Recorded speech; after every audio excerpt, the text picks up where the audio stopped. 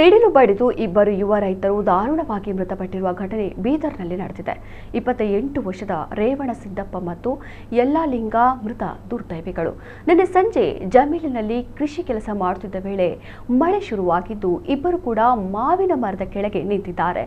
ಈ ವೇಳೆ ಮಾವಿನ ಮರಕ್ಕೆ ಸಿಡಿಲು ಅಪ್ಪಳಿಸಿದ್ದು ಇಬ್ಬರು ಸ್ಥಳದಲ್ಲೇ ಸಾವನ್ನಪ್ಪಿದ್ದಾರೆ. ಇನ್ನು ಘಟನಾ ಸ್ಥಳಕ್ಕೆ ಪೊಲೀಸರು ಭೇಟಿ ನೀಡಿ ಪರಿಶೀಲನೆ ನಡೆಸಿದ್ದಾರೆ.